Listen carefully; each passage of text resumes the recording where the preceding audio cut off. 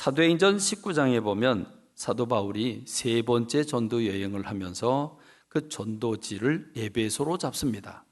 에베소라고 하는 로마와 아시아를 연결하는 해상로의 아주 중요한 도시 에베소라고 하는 도시에 도착을 합니다. 도착하고 보니까 거기 하나님을 믿는다고 하는 어떤 제자들이 있습니다. 그래서 사도 바울이 질문을 하죠. 그 질문은 아주 독특한 질문을 합니다. 그 질문을 지금 사도 바울이 여러분들에게 질문하고 있다고 생각하고 여러분 한번 들어보시기 바랍니다. 사도 바울은 이렇게 질문을 하죠. 너희가 믿을 때에 성령을 받았느냐? 이렇게 묻습니다. 자, 지금 여러분들에게 이 질문을 하고 있다고 생각해 보시죠. 너희가 믿을 때에 성령을 받았느냐? 우리끼리 아주 편하게 얘기를 한다면, 야, 너 성령 받았냐? 너 성령 받았냐? 너 지금 하나님을 믿고 있다고 그러는데, 너 하나님의 자녀라고 그러는데, 너 성령 받았냐? 이렇게 묻는다면 여러분 뭐라고 대답하시겠습니까? 자, 그런데 지금 이 에베소에서 어떤 제자들 그랬습니다. 어떤 제자들 그렇게 얘기하고 있는데, 이 어떤 제자들이 너희가 믿을 때 성령 받았냐? 그러니까 성령이 뭔데? 우린 성령이 있다고 하는 말 들어보지도 못했는데 이렇게 얘기를 합니다. 그래서 사도 바울이 하도 어이가 없어서 질문을 좀 새롭게 합니다. 그래? 그럼 너희가 무슨 세례를 받았냐? 우리는 세례 요한으로부터 세례를 받았다고. 그러니까 사도 바울이 이제 깨우쳐 주는 겁니다. 여러분 한번 들어보라고. 세례 요한이 뭐라고 얘기를 했느냐?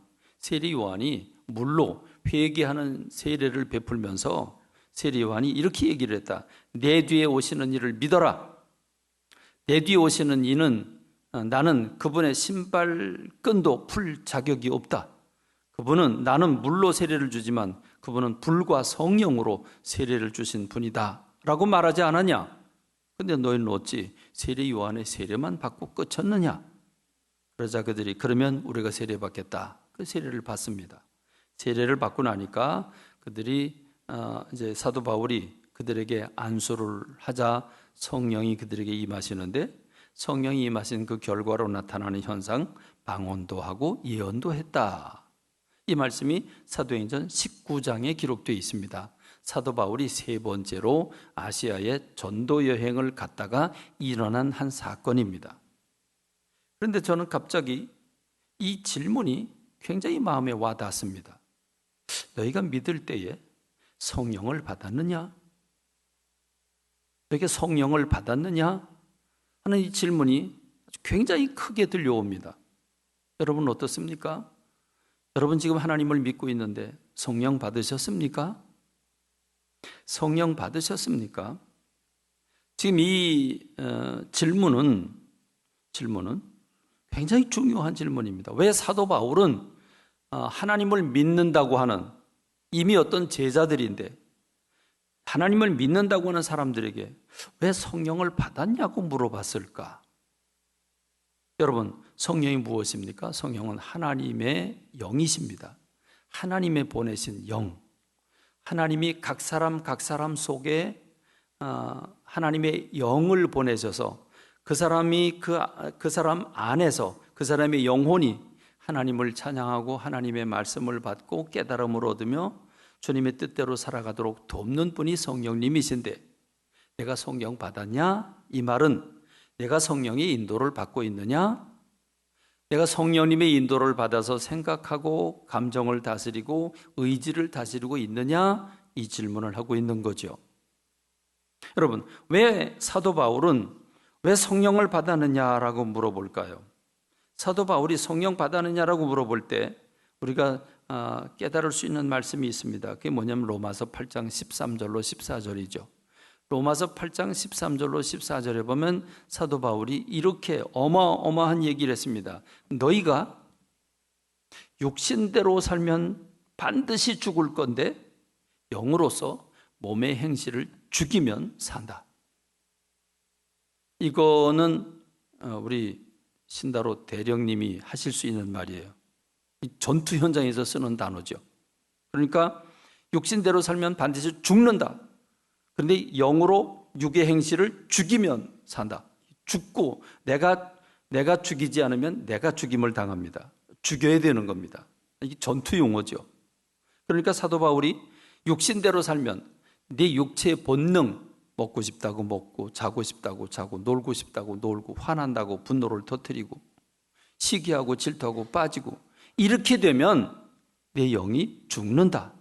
내 영이 죽는다. 그러나 네 영이 몸의 행실을, 지금 일어나는 본능과 세상의 유혹들을, 내가 그 본능들을 죽이면, 그걸 다스리면 네가 산다. 그러면서 사도 바울은 굉장한 영적 비밀을 우리에게 얘기하죠. 무릇 하나님의 영으로 인도함을 받는 사람은 곧 하나님의 아들이다. 하나님의 자녀다. 그러니까 사도 바울이라고 하는 사람의 인식 속에는 하나님을 믿는다고 하지만 성령님의 인도를 받지 못하고 있다고 한다면 그 사람은 진정한 하나님의 자녀라고 볼 수 없다. 자, 이제 예수님께로 초점을 좀 모으겠습니다. 자, 어린이들 이제 두 번째 파트로 넘어갑니다. 예수님에게로 초점을 돌립니다.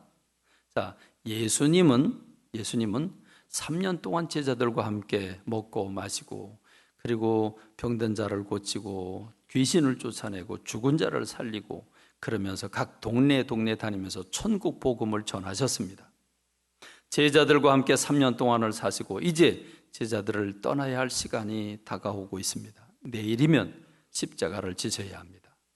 자, 십자가를 지셔야 되는 그 무지막지한 십자가의 고통을 받고 인류의 죄를 짊어지시고 십자가에서 죽으셔야 되는데, 이제 내일이면 오늘 이 밤이면 제자들과 이별을 해야 합니다. 3년 동안 모든 걸 쏟아 부었던 제자들, 그 제자들에게 예수님은 마지막 만찬을 합니다. 떡과 포도주를 준비를 하고, 자, 포도주를 나눠주면서 떡을 떼어주면서 이 떡은 너희들을 위해서 주는 내 살이라 말씀을 하시고, 포도주를 한 잔씩 나눠주면서 이것은 너희를 위해서 흘리는 내 피다 이렇게 말씀을 하십니다. 그리고는 만찬이 다 끝나고 난 다음에 모여라 그랬더니 예수님이 허리춤에 수건을 차고 무릎을 꿇고 앉아서 대야에 물을 받아 제자들 한 사람 한 사람의 발을 닦아주십니다. 충격적이죠. 예수님께서 제자들의 발을 닦아주신다는 게 이게 받아들이기 어려운 현실이죠. 그러자 예수님이 내가 너희들의 주와 스승이 돼서 너희들의 발을 닦았으니 너희들도 다른 사람들을 이처럼 섬겨라 이렇게 교훈적인 말씀을 주시면서 얘들아 모여라 해가지고 모인 자리에서 이제 한두 시간이 지나고 나면 겟세마네 동산에 가서 기도하시고, 그리고 체포가 돼서 십자가를 지셔야 되는 그 막중한 이 마지막 아주 이 긴장된 요 시간에 예수님이 말씀하시는 게 요한복음 14장부터 16장의 말씀입니다. 이 요한복음 14장으로부터 16장의 말씀의 핵심은 이겁니다. 내가 아버지께 구하겠으니 아버지가 또 다른 보혜사를 너에게 주셔서 영원토록 너희와 함께 계시게 하실 것이다. 3년 동안 제자들과 함께하고 마지막 유언과 같은 마지막 만찬 후에 모인 이제 마지막으로 말하는 이 마지막 이야기, 그것은 주님이 또 다른 보혜사를 너에게 주어서 그 또 다른 보혜사가 너희 안에 계실 것이라고, 영원토록 너희와 함께 계실 것이라고 하는 것. 그분은 누구냐? 그는 진리의 영인데 세상은 능히 그를 받지 못하지만, 그를 보지도 못하고 알지도 못하지만 그러나 너희는 그를 안다. 그는 너희와 함께 거하심이고 너희 속에 계실 것이다 그랬습니다. 내가 떠나가는 게 너희들에게 유익하다. 지금 난 육체를 가지고 있어서 너희들과 더불어 시공간의 제약을 받지만 내가 떠나가면 나 대신 성령님을 보내줄 텐데 그 성령이 너희 각 사람 속에 들어가면 그가 진리로 너희들을 이끌어 줄 것이고, 내가 너희들에게 가르쳐준 모든 것들을 생각나게 하고 너희들의 생각과 감정과 의지를 도와주어서 너희들로 하나님의 뜻대로 살게 할 것이다. 그래서 많은 열매를 맺게 할 것이다 라고 말씀을 해주십니다. 이 말씀을 하시고 겟세마네 동산에 가서 마지막 그 땀방울이 핏방울이 되도록 기도하시고, 그리고 십자가를 지시고 무덤 속에 갇히십니다. 그리고 주님이 3일 만에 부활하시죠. 부활하신 주님께서 제자들을 만나게 되는데, 그렇게 만난 예수님은 딱 한 가지 얘기를 하십니다. 사도행전 1장 4절과 5절이죠. 사도와 함께 모이사 그들에게 분부하여 이르시되, 부활하신 예수님이 사도들과 다시 자리를 같이 했는데 그때 말씀하시는 게 뭐냐?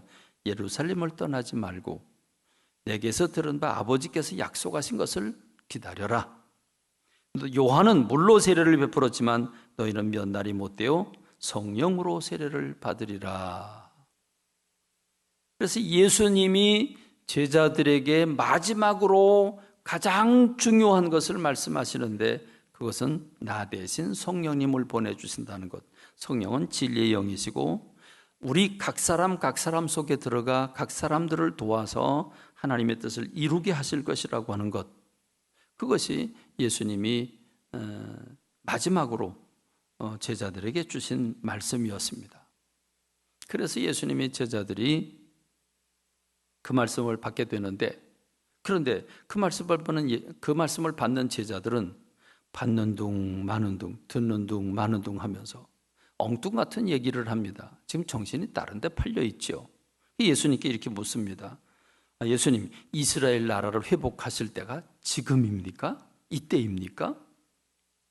지금 제자들은 예수님이 왕 되신 줄 알았는데 예수님이 맥없이 죽으셔서 실망을 하고 있다가 부활하신 거 아닙니까? 아하, 이제서야 하나님의 나라를 회복하시려고 그러는구나. 로마의 압제를 받고 있는 이스라엘을 구원하고 왕이 되시는구나.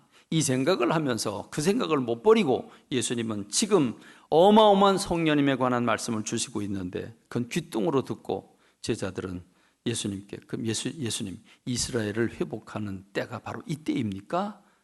예수님은 어이가 없으셨습니다. 예수님이 이렇게 말씀하시죠. 그건 너희의 알 바가 아니다. 그때와 시한은 하나님께서 정해두셨으니 하나님이 하실 일이고 너희는 그거 알 바가 아니다. 너희는 지금 오직 성령이 너희에게 임하시면 오직 너희가 지금 관심 가져야 될 건 성령이다.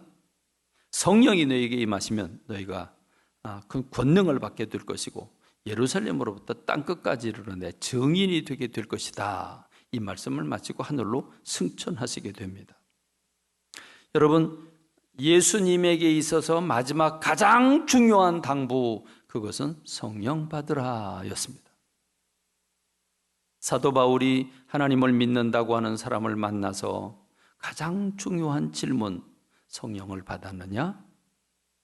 내가 믿는다고 하는데 너 성령 받았느냐? 성령이 인도함을 받고 있느냐? 이렇게 묻더니 예수님은 지금 제자들에게 성령을 받으라, 약속하신 성령을 기다리고 성령 받으라 그럽니다.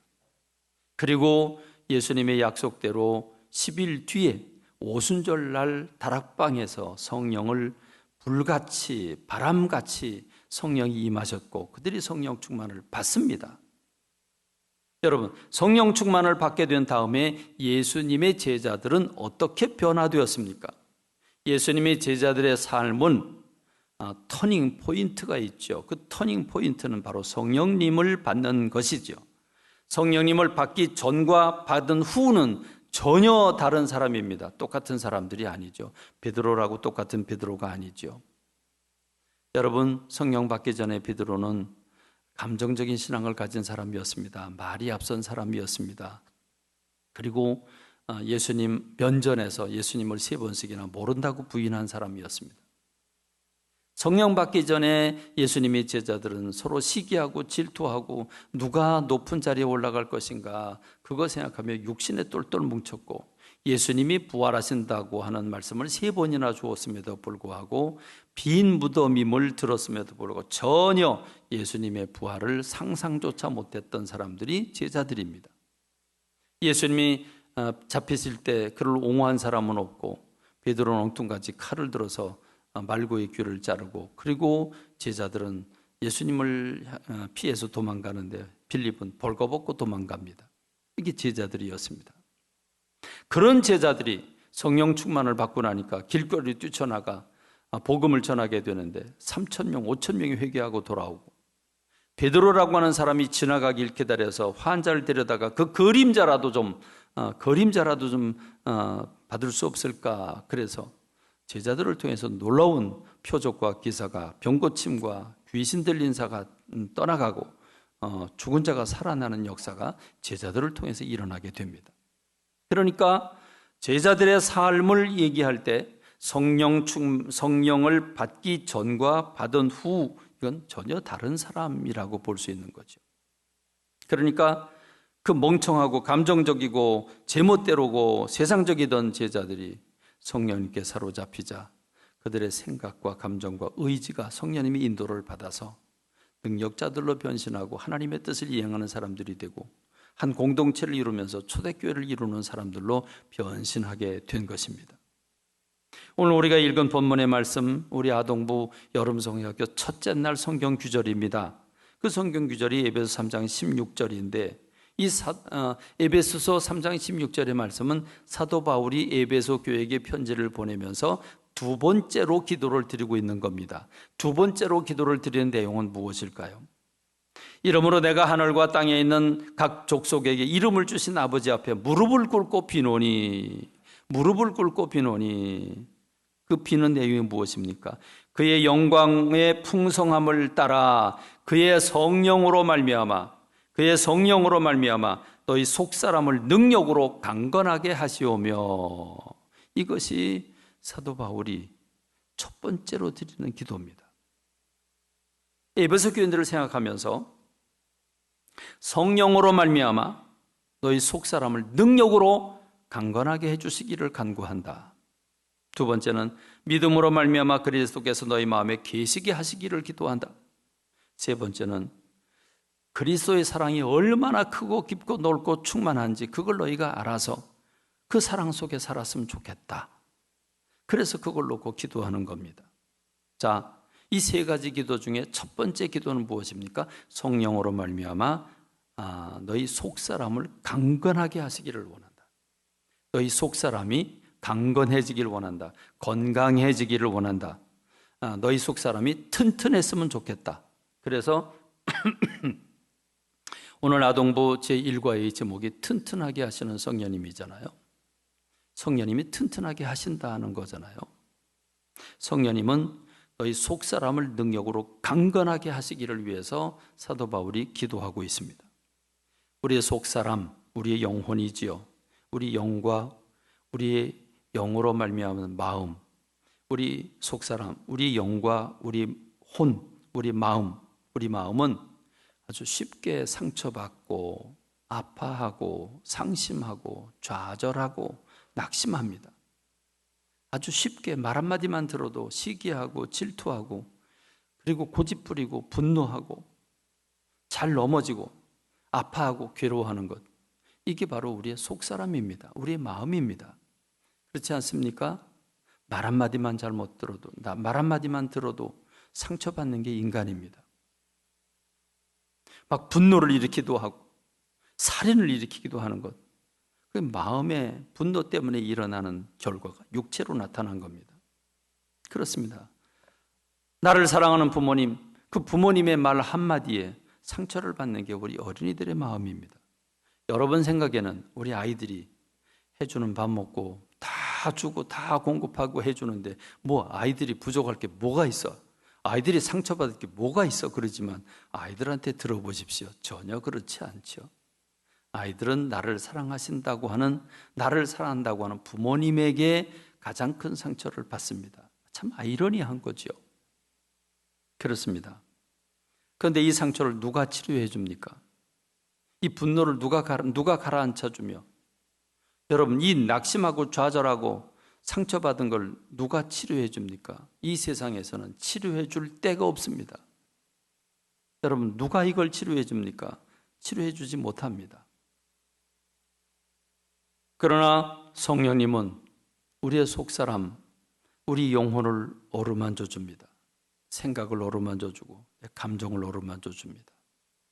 그래서 여러분, 우리가 속상하고 화가 나고 막 분노가 나고 어떤 때는 어찌할 줄을 몰라서 그저 하나님 앞에 엎드립니다. 기도도 잘 안 나옵니다. 그저 하나님 앞에 몸부림치면서 속상해서 한숨만 쉬고 앉아 있는데, 여러분, 그래도 기도하려고 몸부림치다 보면 어느 순간에 내 마음에 확신이 생기잖아요. 내 마음에 기쁨이 오잖아요. 기쁨이 오고 확신이 옵니다. 일어나게 되지요. 다시 회복하게 됩니다. 그렇습니다. 주님이 평강을 주시면 우리가 평안해지는 줄로 믿습니다. 성령 충만 받으면 제일 먼저 일어나는 현상이 기쁨 아닙니까? 확신 아닙니까? 여러분, 놀랍지 않습니까? 성령님이 내 안에 오셔서 내 감정과 내 생각과 내 의지를 다스려 나로 하여금 기쁨이 넘치고 감사가 넘치고 평안이 넘치는 삶을 살게 하시고 내 모든 관심을 하나님의 나라에 집중하고 하나님의 뜻대로 살 수 있도록 도와주신 분이 성령님이시라면 성령 받아야 되지 않겠습니까? 성령님은 우리의 속사람과 겉사람을 튼튼하게 하시는 주님인 줄로 믿습니다. 치유하시는 주님인 줄로 믿습니다. 그러므로 여러분 어떻게 해야 됩니까? 병 걸리면, 내 마음이 아프면 SOS를 치세요. 성령님, 하나님 저를 도와주세요. 저를 어루만져 주세요. 저를 고쳐주세요. 여러분, 주님께 기도하는 여러분 되시기 바랍니다. 하나님의 의사를 통해서도 일하시지만 여러분, 성령님을 통해서 오늘 우리의 속사람을 강건하게 하시고 겉사람을 치유해 주시는 줄로 믿습니다. 제자들이 제일 먼저 나타난 현상이 무엇입니까? 병고침 아닙니까? 예수님이 이 땅에 오셔서 제일 먼저 하신 일이 무엇입니까? 각 동네에 다니면서 병자들부터 고치시고 귀신부터 추방해 주지 않으셨습니까? 그러므로 주님은 오늘 이 시간에도 우리 모두가 건강하기를 원하고 계시는 줄로 믿습니다. 그렇습니다. 어떤 방법으로 역사하십니까? 에스겔서 36장 26절로 28절에 보면 새 영을 너희 속에 두고 새 마음을 너희에게 주되 너희 육신에서 굳은 마음을 제거하고 부드러운 마음을 줄 것입니다. 여러분, 우리가 지금 만나고 있는 사람들, 내 가족들, 내 자녀들, 내 부모, 여러분 주변에 있는 친구, 직장 동료, 상사, 마음이 굳게 닫힌 분들이 얼마나 많아요. 고집불통 얼마나 많아요. 안하무인 얼마나 많아요. 그런데 여러분, 너희 육신에서 굳은 마음을 제거하고 부드러운 마음을 줄 것이며, 누가요? 새 영을 너희 속에 두고 새 마음을 너에게 주어서 성령님을 통해서 굳은 마음을 제거해내신대요. 그러면 여러분, 두 손 두 발 바짝 들고 나 이제 더 이상 못해, 나 못해, 관계 끝나, 이럴 수 있잖아요. 근데 여러분, 성령님께 부탁하는 거죠. 성령님, 저희 굳은 마음을 제거해 주시길 원합니다. 성령님, 저에게 부드러운 마음 주시기를 원합니다. 우리는 못해도, 나는 못해도 성령님은 하시는 줄로 믿습니다. 또 내 영을 너희 속에 두어 너희로 내 율례를 행하게 하리니 너희가 내 규례를 지켜 행할지라. 다시 말하면 말씀을 지키는 것도 성령님이 힘 주실 때 가능한 줄로 믿습니다. 그러므로 오늘 저와 여러분들이 성령 충만 받은 뒤에, 성령 받은 뒤에 예수님의 제자들이 능력자로 변신한 것처럼 사도 바울이 너희가 믿을 때에 성령을 받았느냐라고 묻는 그 질문에 우리가 답하길 간절히 소망합니다. 이 세례 요한의 제자들처럼 우리는 성령이 있다는 말을 들어보지도 못했다. 성령이 뭔데? 이렇게 말하는 사람이 아니라 성령님을 모시고 성령님의 생각, 깨우쳐 주시는 성령님의 생각과 성령님이 내 마음을, 또 내 감정들을 터치해 주시고 내 의지를 도와주셔서 주님과 더불어 동행하고 주님께 영광 돌리고 주님이 주신 복을 받고 누리는 제가 되고 여러분들이 되기를, 또 우리 어린이들이 되기를 주님의 이름으로 축원합니다.